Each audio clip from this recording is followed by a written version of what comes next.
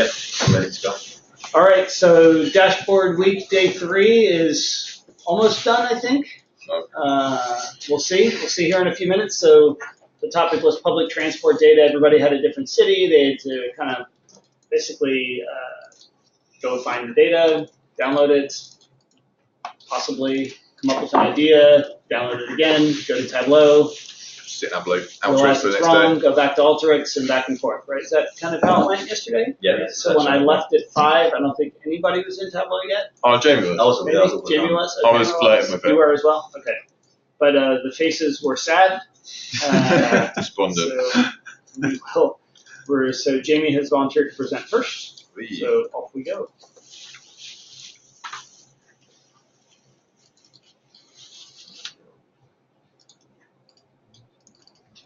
Okay, so as Andy's alluded to there, it was mainly Aldwych yesterday, and my first task was to find a city where I could get granular enough data to be actually building insightful viz. So basically what I did is I looked online, looked at the American cities with the most use of the metro system. Other than New York. Other than New York, so he's banned from using that, which had perfect data. But luckily I came across Boston. And they've got like the third or fourth most used system, and they did have a website. Yeah. They've got a website for that. I think it's called the MRBT. They do have a website which does have a developer key. Okay. But while searching for that, I also found that someone had a GitHub, and in 2013 he requested to get the entry and exit data for the month of February. So for 3 of the lines, the red line, the blue line, and the orange line, I had 1.5 million lines of data, and it's timestamped for when people entered and then exited and entered each station. So from that, I thought I could build a viz of like how popular stations are at certain times of the day. So if you look here on my Alteryx, this is the initial data. So the station date with a timestamp down to the minute and whether it's an entry or exit. But as you can see, there's not much more information other than that. So my task here in Alteryx was. So it's down to the second? No, it's down to the minute. Down to the minute. Okay, so you know at the minute level how many people are going in and out. In and out, yes. You can see how many people there at a time. And it's for every day in February in 2013. But you don't know where they started, right? It's just entry and exit. It's just card readings. Yeah, just card readings. You can see how many people were in the station at a certain time. So here, this was me. I found out what all the stations were in this list. So here, I found some information about what line they were on, what connections they have, and what city and neighbourhood they are. So this is just a simple join here. And then from here, I added some geographical data. So I had the lat and longitude of every single station. I had to find this manually, so this was a bit of a pain in the arse going on Google Maps. There wasn't an easy way to crawl it and scrape it, doing a batch macro, so I had to individually get all this, I think it's like 60 stations. So here's me just basically appending all that information together and then building some points on a map here. So all of them now have a point on a map on a polygon. So I've got every time there's a timestamp, I've got where it was and the exact location it was. And this was this ended up turning into a couple gigabytes. So I've had to do a buffer at the end here to make it like 1,000th of the size of what it originally was. So what are you drawing polygons of? I'm drawing polygons of every single station, like every single time someone's checked into a station. Why are you doing a polygon? Because I had to bring in a shapefile for my lines, which I'm going to show you underneath, and I've had to join them together. So I had to build a point for all these. So, and then underneath here, this hasn't run yet, but this is a shapefile, and this is a shapefile of all the Boston Metro lines. So there's 5 lines, and here I'm just filling it out so it's the 3 lines that are relevant to my data. Okay. But you can't see here. So from here I was left with a shapefile which has all the lines. And then you need to join them. Then I've joined it together, and this is the lines and the dots. So then I could eventually move to. Wait, what's that tool you have there? What's that? Which one? The purple one at the end. Oh, this one here. No, this one. It's a union. Oh, that's just the union. So that's just union the 2 data sources together. Okay. And then, so now, after going through all that, we moved on to Tableau. Open to the site I've opened long on. Open the extracts. Did you think about aggregating your polygons? Yeah, but it's taken so long at that time. That's so small. It's made them to 1,000th of the size. So by now, there's only a small data set. Because Chris Love was telling me before that when you did polygons or polylines, you know, like let's say you're looking at a run route or even these routes. There's probably so many points that they draw to draw the border. You could probably take every 20th point or something like that, and it'll still give you the. This is already aggregated. He has one line for every line. So say he has blue line, it's a line. Green line, it's a line. They don't have the points on it. Right, but the polygon is actually composed of points. Yeah. That's how it draws it. So you could decompose the polygon, strip out just keep every 20th point, and then rebuild the polygon. It'll make the size much smaller. Yeah, I think it's more to do with the fact that he had like a million rows of points. Right, It was right, to do with the 3 lines. So with this information, I thought I aggregated it down to the hour level, and I thought I'd build a business saying, should I take the Boston Metro? So here, there's little information at the top which tells you what to do. So You like tiny fonts, don't you? it's because I think it's just because of what my It looks right. it looks fine on my laptop. Okay. But I'm hovering over the information which you can't see at the moment, which explains what to do on the It's not route. loaded at all. Like, it's Oh, I'm on still full screen. Yeah, I'm on It's on full the screen. It's on the screen. It's fine. I think the AirTune. Yeah, the AirTune died. Sorry. Oh, so everyone can see it fine, yeah? Yeah. Okay, so then what you do here is you select which time of day you're going to leave. So it's on the 24-hour clock. So at the moment it's set to 8. You choose a station. So here you can choose Harvard. Oh, it's AirTune just. Yeah. Died. Well, we can see it on your screen. Though. Not anymore. No, on the screen. Screwed up my screen. It's screwed up. It's down on my screen.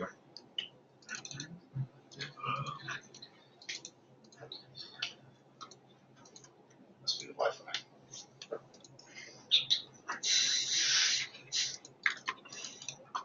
Can everyone see what's going on? Yeah. Okay, yeah, so you select the time of day, then you select your stop, so here Harvard, and select which day, so this is 8 AM on a Friday. It gives you reports of bad, so this is showing that, Don't take it. so this is saying the rating of, the number of passengers at the chosen station are far above the average, so this was like around like 2 or 3 times the average. Obviously if you want to go out on a Sunday, you can see it's now good, so you should be fine to take it.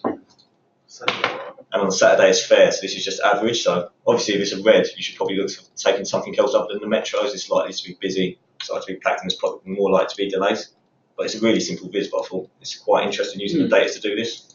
I think another way you could have done the bottom part, instead of having an extra click where you have to pick the day, you could have just color coded the days when they click on a station. Okay. I mean, so like, so Friday would be red, Saturday would be what? Sunday was that'd be green, better. Sunday would be green, something like that. Ah, yeah, that makes you sense. already Yeah. selected the time. So Because then you would have one less click. Yeah, that makes sense. Now's a good time to tell you that. Cool. Yeah, cool. Nice work. Good job. There you go. Who wants to go next? William, you want to go? He's already done. Everyone wants to get out of the way. Sorry. You already left. Actually, I'm never going last today. it's me. Shouldn't have that. Too late. Okay, we're back up on the screen. Okay. Morning, guys. So I originally got Berlin as a city, which had an amazing API to get all the basic info I guess we all got, which was like where the stations are, when the trains arrive, but nothing on ridership. So I ended up going with Washington, D.C., which actually has a really good developer portal, even though it took me a really long time to actually figure out sort of how to get a key and everything for it. Once I did, it's actually really great.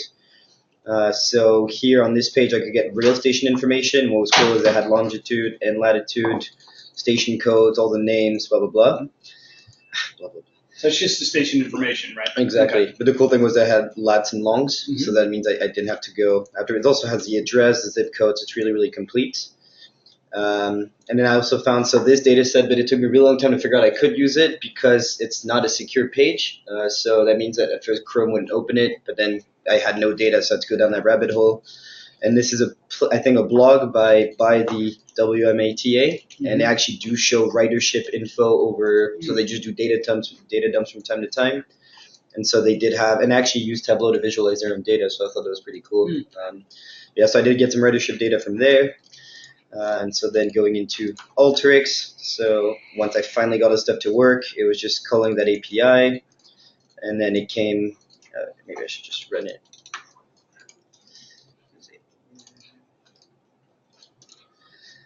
So yeah, calling that API, and I obtained data, so in this JSON format, and then just with the JSON tool, JSON parse, it's just really simple then to go out and clean it up. So there's just some cross-tabbing. Then bringing in the ridership data that I had. And the last part, which is the one that took me the longest, is to be able to connect the dots. I need to create the pathing. And so at first I did it trying to use their data because the stations are coded with two things, one which is the line and the other which is this code. And I thought the code went alphabetically, so A, then B. So line red will have combinations of A, B, blah, blah. But then when I built the pathing in Tableau, it was completely wrong. Like the stations were connecting in the wrong way. And so I had to just try to call. So they have another API which allowed you to pretty much get the sequence from one station to another. Okay. So I tried calling that API. Station information. Yeah, so, and then it comes out as What's the one that's called lines? called lines. Yeah, they have one that's called the XML right below the one you're on. Doesn't it just have the XML lines? Oh yeah, Doesn't it have the order? perhaps actually.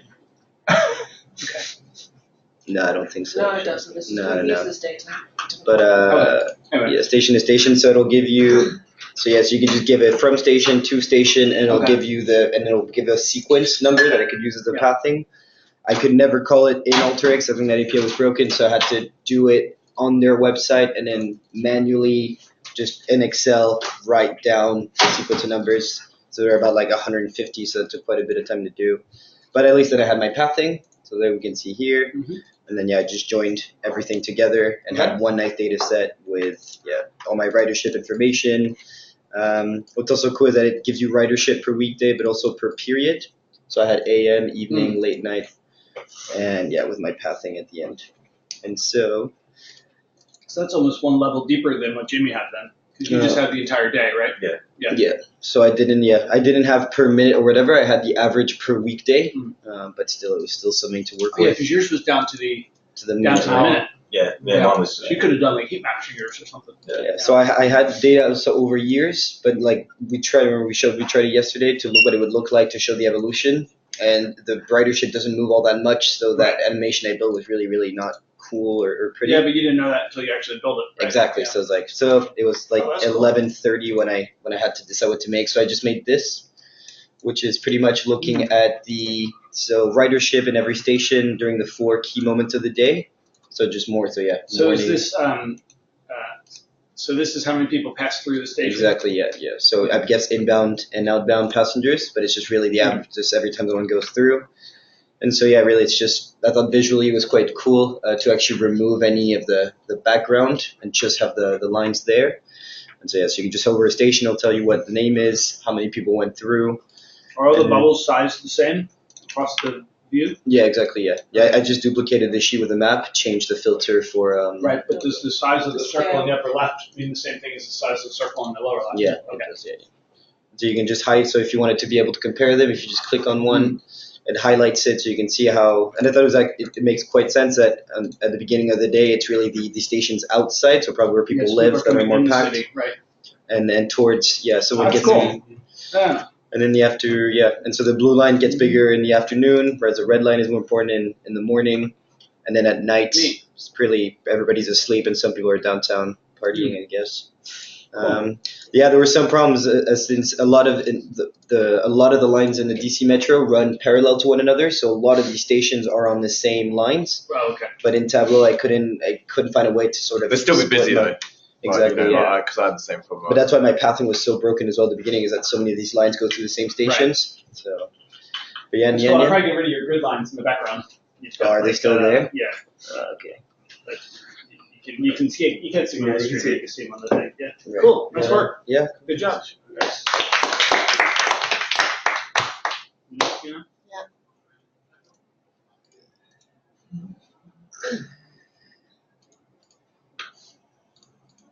Marcus, you missed a fun day yesterday. Yeah, you missed the ultimate day, Marcus. Okay, sister's wedding.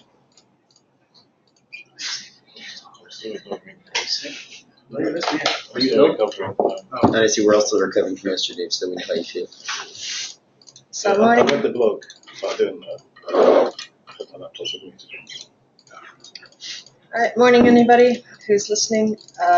I think the only one who stuck with going with the foreign data, so this is my API when I eventually found it. Obviously you can't read that, so I can go ahead and translate it to English. Your data's foreign.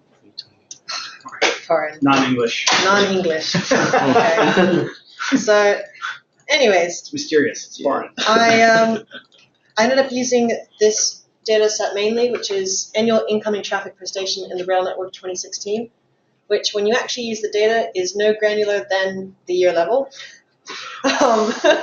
and has no more detail than the incoming traffic number for a station. And then in order to get the geographical data, I had to then use another API, which was the stations here, the geographical positions of the RATP network stations. Those did not match by name for their own data set up here, so I had to do some fuzzy matching and then back and forthing with that. So yeah, and then there was one last bit which I took, which is not an API, but they have a flat file in here somewhere with their icons on it. So this is what my workflow looks like. There's lots of containers that are hidden because those are the rabbit holes I had to go down to figure out what I was going to do. Yeah, so first I called my APIs and I just saved them separately so that I didn't have to keep calling the API. Then mostly it's just kind of like cleaning it, getting it into the right format. Actually, it came in not in a JSON format, but just like a... So that would have been your thing you did there where you just called the API once and put it into a YXDB. That would have been good for data. That's what I did afterwards. Yeah. But because it's so little data, there was like almost no point to me calling the API. They actually had flat files. So look, there's like 369 records. I might as well have just downloaded their file they had online. But for the sake of API practice, I just did it anyways. Also, you didn't have to give them the token to get the API, even though they say you have to use the token. I didn't put it in there and it still worked, oddly enough. And as I said, when I joined their two data sets, I think it's here, there's a bunch of them that just don't match their own names. So that was fuzzy matching. So I can quickly show I did a long attempt, not long term, but like just this attempt to match their own names to themselves. If Alteryx will load, there you go. Yeah, and saved out to another file, and then I had it unioned up here, but I've just disabled it for now. Okay, so at the end of it all, I think, let's see how many records we had. Probably about 237 records to viz with, and I you know. All that work for 237 records. That's definitely worth it. So this is what I ended up making with it. So the top section is just all of the different routes, and on the bars can tell you how many inbound traffic they've had for each of the routes, and then you can see by the individual stations down on the left. You can hover over and see how much. So the Skarduno has the most traffic, and Route 4 has the most traffic. And I've just discovered 50.9 million passengers in 1 year. Well, inbound traffic, which means how many Okay. times somebody's probably tapped in, so to say. Right. So, Wow. yeah. So also, I've apparently never noticed this, but you can then click on your tooltips and your highlighter when you have a highlight like What's this. new? Yeah. I've not noticed that. As well, this when you click the routes, they will show you the routes up. So number 4 being the most route, and this being the highest. Oh, cool. So yeah, you can go ahead and see. Mhm. Some of the points, as I said, are probably missing because they just, even after fuzzy match, I couldn't get them all to match. Yeah, that's my very simple viz. Very nice. Well done. Good job. To be honest, probably no. It's just the A and the B because they're mainly they connect the outside of the city to the center of the city. Yeah. So there's only like 2 or 3 Is that- stations on those lines inside the center of Paris. Yeah. So that's actually pretty good. Damn, good job. I'm gonna send that to my sister. She goes on. So, So she lives in it'd the be good 4th to- line, so she'll be like. Are you going to talk about how you got blocked yesterday? Yeah, I think like my viz isn't like anything to talk about at all. It's still like partially done.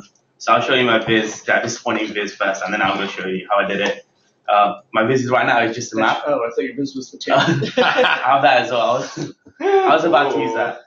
So right now it just shows you like different stations. So I had the Switzerland data. Sorry about that. I had the Switzerland data, and then from the API I called in, I could only get duration pretty much.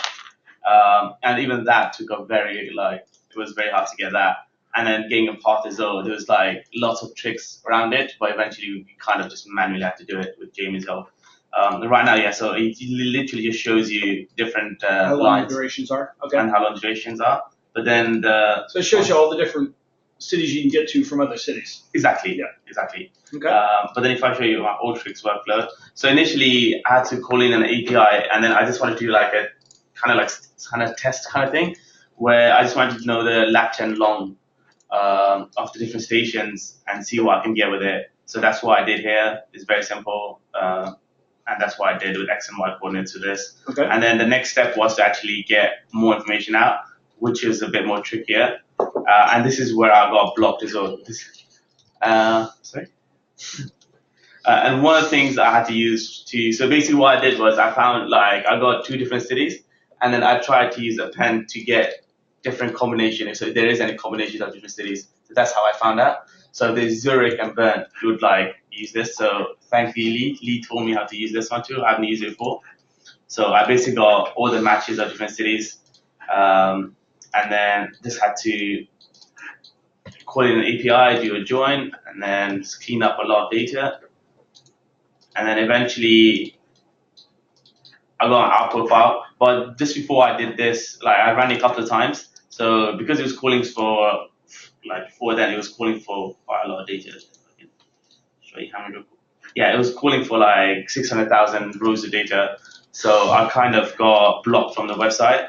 So as soon as I had to use a VPN and change my IP address, and then I actually managed to do it finally. And then as soon as I got that data, I kind of made that into an Apple file and then worked on a new workflow, which is what I did here. And then this is where I had to make paths, which is what we did for ISS. And that's how I got the data. So that's the only way I could do it, like just give it a pathway here. Let me show you. I think I have to run it.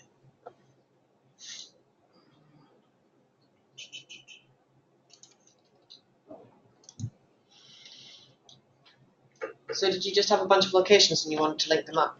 Yeah, that's only I only had Latin long. What logic did you link them up with then? Like, how did you sort them? You've just done by record ID. Is that necessarily the order that they are on the track or no? Is that by date? Yeah, it's just the way.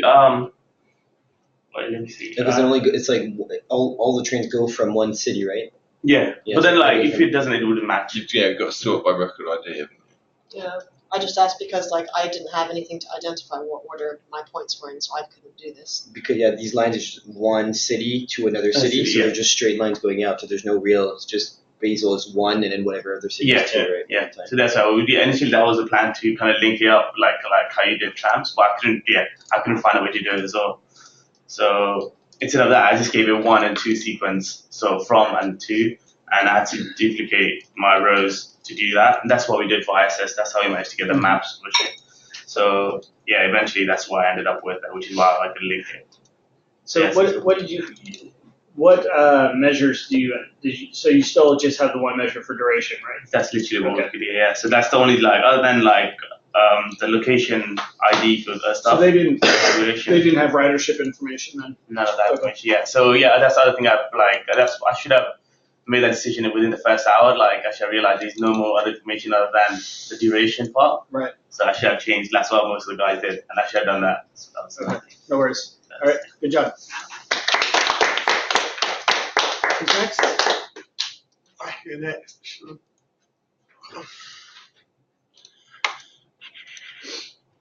Okay. Cool, I'm on that now. So, first thing, I thought I had a really killer data set here. Which city did you have again? I had Chicago, Oh yeah. Chirac, and I was pretty confident.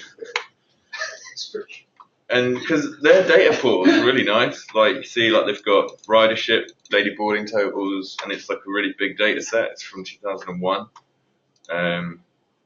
They've got which one? I think I used this one, L station entry. So basically, it's like every time someone taps an oyster, it records where they're tapping it. What if they don't have oyster and they have whatever they use? Well, they have to call it oyster because it's internationally known. So yeah, and they also had clam. yeah, they tap their clam card. And they also have shape files, which was quite cool, which I thought was cool to start with. Now I now hate shape files. Yeah. So I had these 3 files which kicked out some cool So stuff. you got rail lines, stations, and ridership. Okay. Yeah, so you can see like rail lines. Oh, cool. I've got the stations on those rail lines, Uh-huh. and then I've got my ridership information down hither. So how did you Steve pretty much had nowhere to do yesterday. So how did you struggle? Well, so there was You like should have done it like half an hour. yeah. So there was like some naming convention issues with some of the stations didn't match. Yeah, big deal. Does it have IDs? Aren't there station IDs? No, it didn't match. It was on the station. For some reason, the station IDs didn't match, which is really, really wise of them to create different IDs across data sets. So what I did was this data here, so the ridership information I brought off here and matched it with the rail station names. Obviously, it didn't match exactly, so I had to do some tinkering around in the original files, but that was okay in the end. That only took me like 3 hours. So then I wanted to overlay these two. So I've got my conjoined map, which looked kind of cool, like that. So I've got my lines and my stations on it. Nice. Then I used buffer on Mina's recommendation, which essentially, made all those dots and points on that map come together as one shape. Then I I used this split because I've essentially got two data sets in here now, and I wanted to do a spatial match to say if a station lay on a line, I wanted it so basically it made the dot the same color as the line, because otherwise the dots are different colors. Cool. And then blah blah blah blah blah. I spat out a file, which So then you joined that. Then you took that. I rejoined that and rejoined it to the rejoined it information. Yeah, and I have no idea how that worked, but it did. I kind of understand. Well, what did you join on? What's your I've joined on. Yeah, it's just gonna be station names. So what's so complicated about that? I just kind of lose track around here. On the select tool? I feel like what does this? No, this browse icon.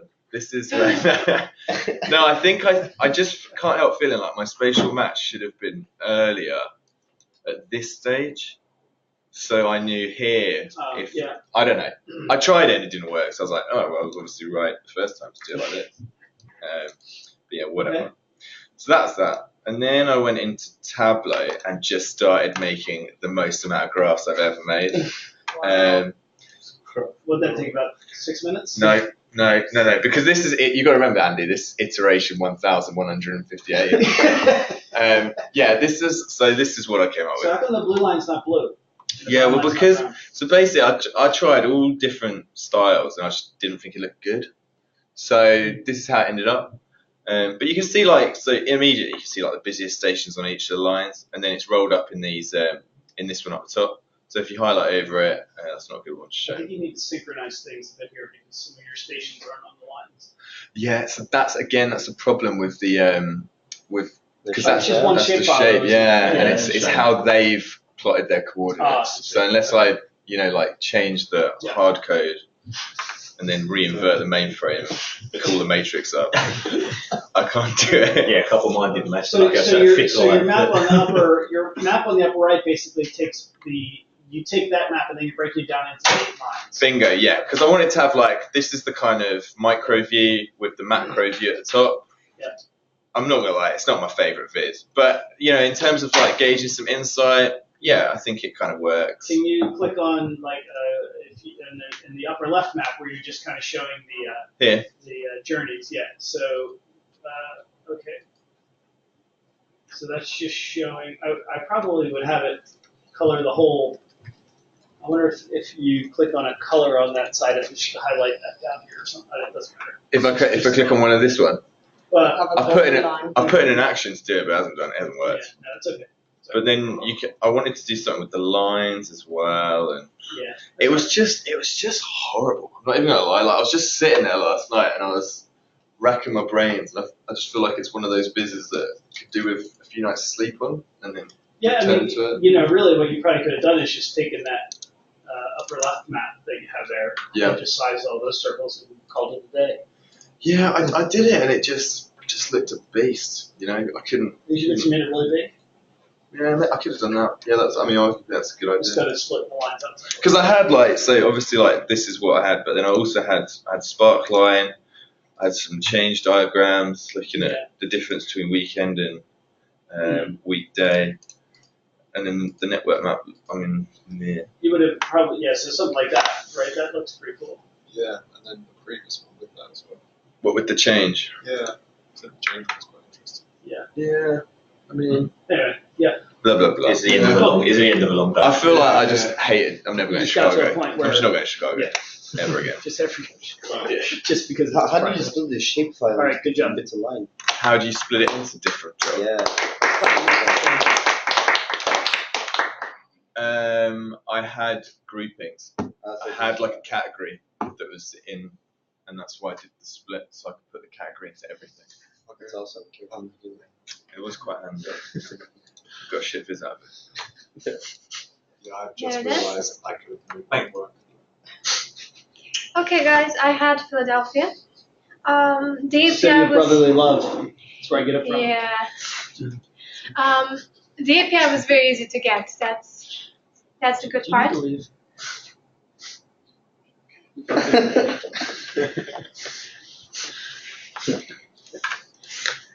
So initially, I got this API from here, and then after some work, I noticed that it's only for one date, so only for yesterday. So yeah, but I So think you can't that I had. you can't pass a different day to the. Well, I considered doing that, but it turns out that the data is very big, so they have everything in the API. Okay. So it pulls data from like every second the train goes somewhere. Right. So it was quite big, and I decided to just go with that and learn what I can from the exercise. So let's show the workflow. Where's my workflow? Here it is. So basically, the API looks like this. I needed to append all the station names, all 150 of them, onto the original API. So I just duplicated the rows, joined them up, did a formula to, You're basically manually building out the URLs you need to call. because I didn't want to do it for every single time. And that was like a very nice thing to learn. So from here, just download the information for all the stations only once, parse it, select what you don't need, then realize that you've selected out things that you need and go back twice. Parsing on different delimiters, adding another record ID. So just kind of clean up from that point, right? So I have to admit I have managed to whistle out of using a multi-row so far. So I couldn't do it anymore, I had to use it. And learn what it does, cross tab on the field I've created with the multi-row, and that's it. So after I've gotten this, I realized that I didn't have the coordinates. So I downloaded another file and merged with the file that I had here. Okay. So basically, this file was very big, so I narrowed it down to, it was 1 million rows, just for the coordinates. Right. So I uniqued it and unioned, and this is the final data. It's quite compact. I have certain things that I need, and just seconds for the morning of yesterday. But like, go with what you have, and that's it. So this is the viz. As you can see, I went color happy. It's not showing. Biggest. Yeah, very color happy. And honestly, I hate the design, but I didn't have time to do design yesterday. So basically what I focused on was delays, because that's pretty much the only data that could show something of substance. So the R5 is the, We did is just the finish worst. it. So the R5 has two different branches then? I think that it goes from east to west or something So like it that. probably goes From here, there, yeah. comes through there, and Yeah. then back out. Okay. So That's the suburban line, I think. the overlap is where most of the lines actually go on top of each other. So I had to manually, it's not showing. I had to manually create the lines, so I just don't show the overlap every time. Okay. So most of the delays actually happen in the center.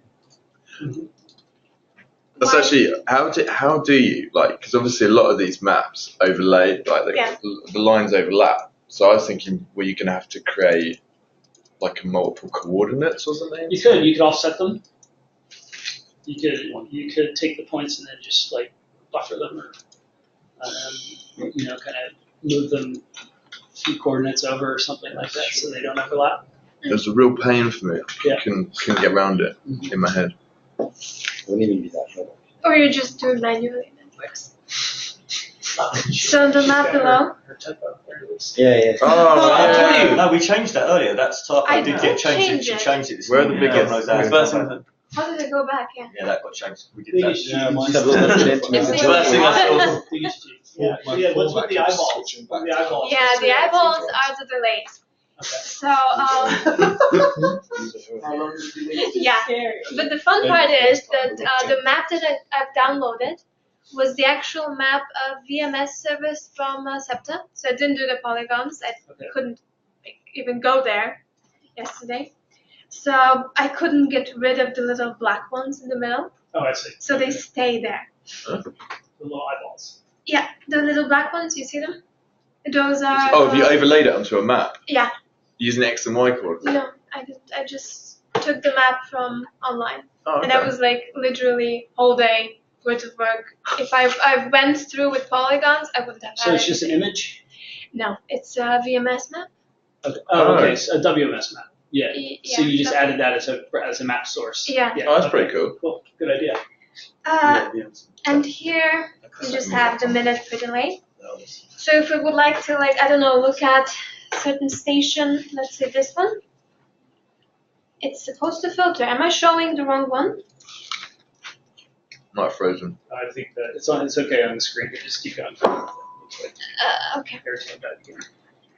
Yeah, so if you select, let's say, your line, the whole line from here, it's going to show the delays. So basically yesterday, they had a few 5-minute delays. Just a few. Yes. Basically, if it's 1 minute, I don't know. I don't really consider that a big delay. What is a delay though?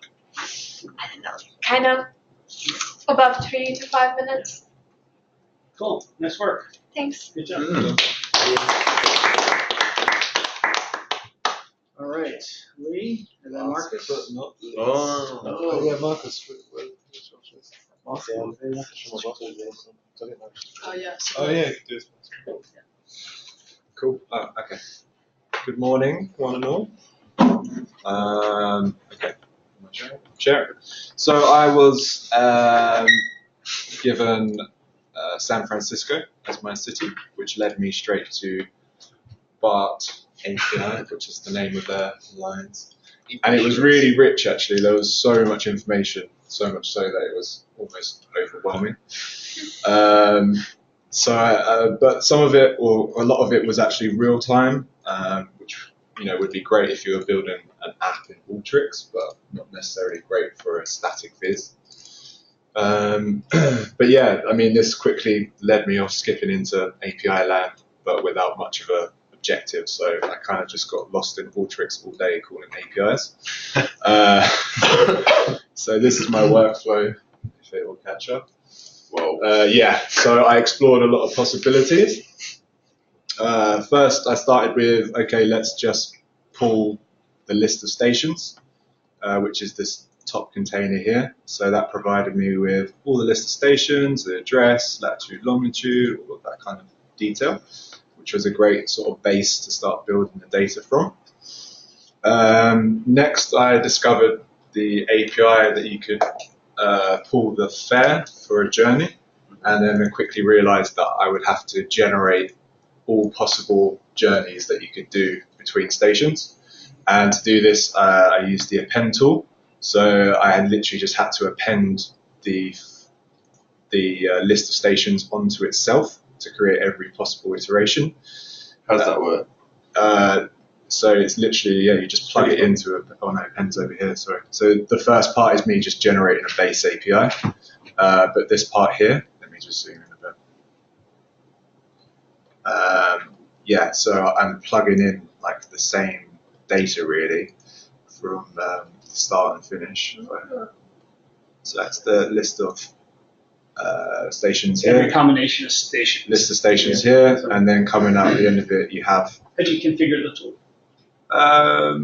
I didn't really need to do much No, anyway. you don't have to do anything. You don't have to do anything. Every Take single one, append it, then another one, every single one. So like for example, so there's 40 something stations. So I've got a list of 12 up 40 until times, right? up until 46. Pretty cool. And then going along like this. Here you have all the stations listed. So it's just all the iterations of it.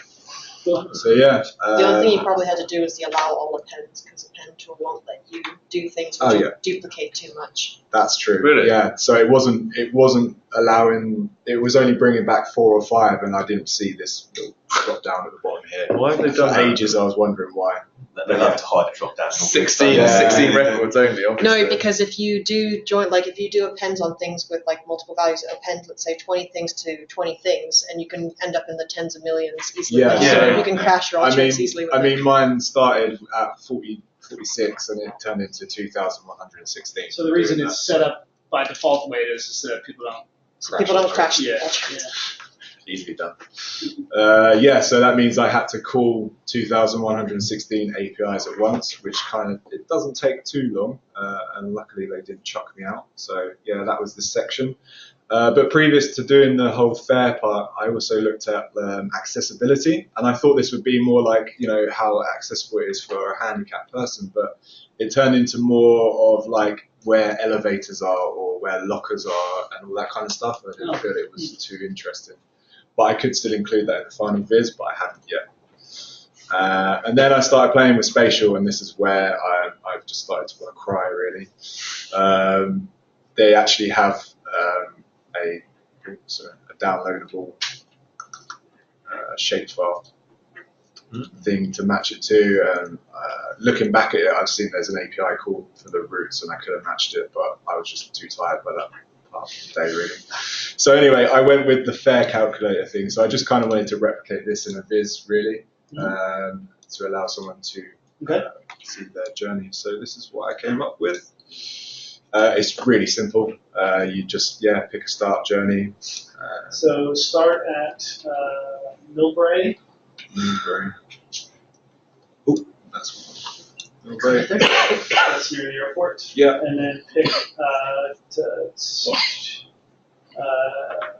16th Street Mission. 16th Street Oh Mission. no, Dublin Pleasanton. That's where I left. Dublin. Yeah.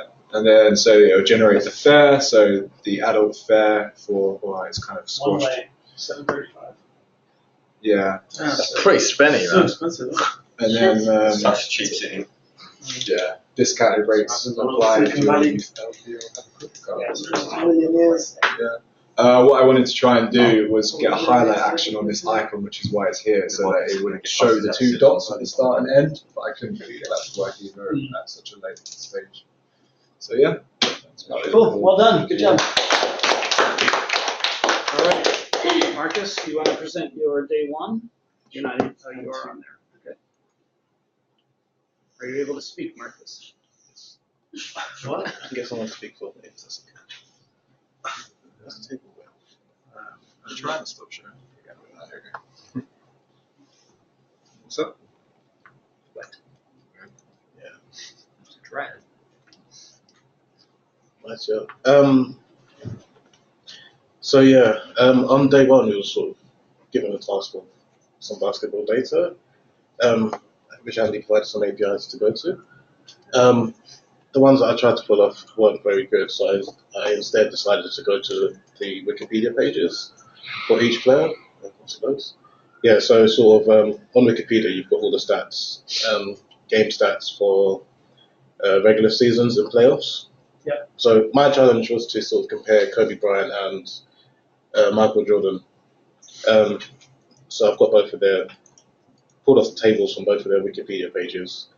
So you use so you use Google Docs and use the import HTML thing. That's correct, yeah. So as you can see, once it loads, yeah. Which makes it nice and clean. Yeah, so we pulled it into here, where you had sort of, it pulled it into nice tables for me. So I had the regular seasons So this is just for Kobe's ones. I've got Michael Jordan's. Separate file from Yeah, I've got a separate one for Michael Jordan's. So I pulled off the regular season and the playoff seasons for each player, which downloaded nicely for me into.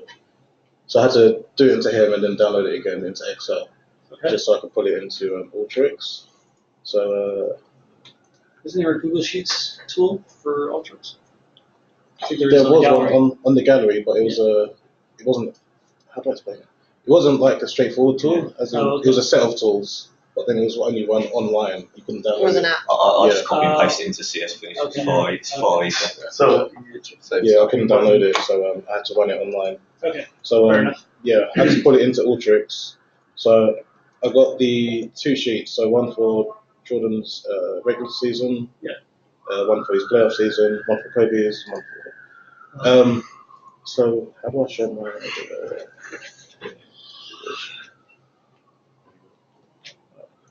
So initially, I learned this method for one of the Ultrix challenges I've done, where I sort of had multiple trims going on for the different parts. Because as you can see, sort of in. Sorry, 1 second.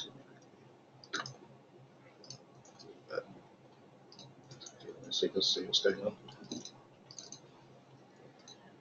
Yeah, so the incoming data had sort of the asterisks. These weird dash icons. They weren't normal sort of dashes. They were like some extended version. And so obviously when I put in dash into to trim it, it wasn't working. So for the start, I was just sort of doing it this way, just to get the data nice and clean. So it went from having all these stars and asterisks to just having sort of none of that. And I've added in the player name and the game type. So once I put it into Tableau, it'll be easy for me to pull in. But yeah, after doing that, Mina sort of showed me a much quicker way of using the multi-field formula to exactly what I was doing there. But without all those separate. Yes, but with just like sort of one thing. So basically at the top you write one formula and you pick the field you want to apply it to. Yeah. Okay. And so that's what it's done. So it's taken out sort of all the asterisks. Yeah, but unless you've used that tool before, you wouldn't know to use it. Yeah. But yeah, so I've learned how to use that one now. And then so there's some symbols in there again that were a bit funny, so I had to get rid of those. Done a text to column, so the year, the way they had it in was a bit different. So they had like a 1995.0. So I passed it just to get rid of the point 0 at the end. So we had a consistent date going all the way through to it.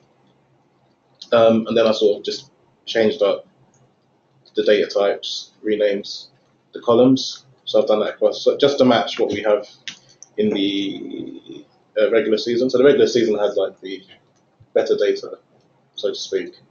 So I sort of just done some formulas and selectors just to make it consistent with the layout of the regular season. Joined it, unioned it all together, and then sort of done a formula so that I could see season equals the funny symbol they had, and also contains all-star and career. I chose the false one. So this gave me all the data that I needed before taking it into Tableau to do some visualization. So I've done the output file to TDE, and then which took me into here, where I sort of made this viz, which is sort of a so obviously because the 2 players, there's a big age gap between them, and they've played in 2 completely different seasons for most of their careers. So trying to do a normal comparison wouldn't work out. So instead of doing that, I decided year by year comparison. Yeah. Instead of season by season comparison, instead of doing that, I decided to just go for their career highlights. Okay. So we sort of see how many games they played throughout their whole career.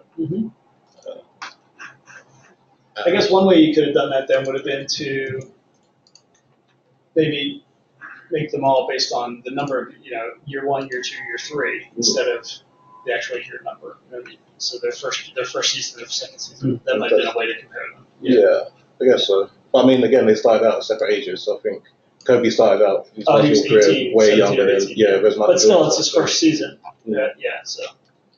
Okay.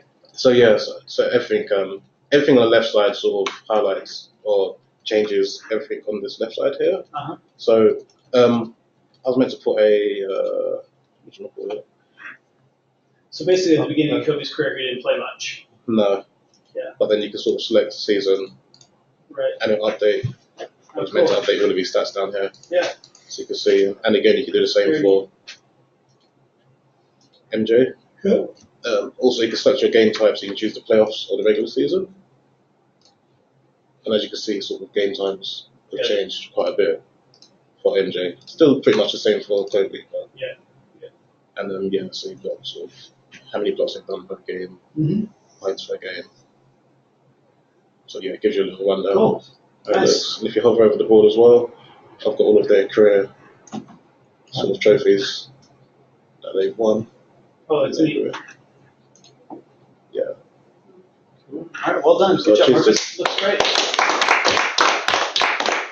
All right, so for today, I don't have a blog post written yet, so you guys can take a few minutes to finish up whatever you need to do. I need to do a phone call, and then I'll write the blog, but it's going to be food data. So that's your hint. All right, we'll be back tomorrow. Bye.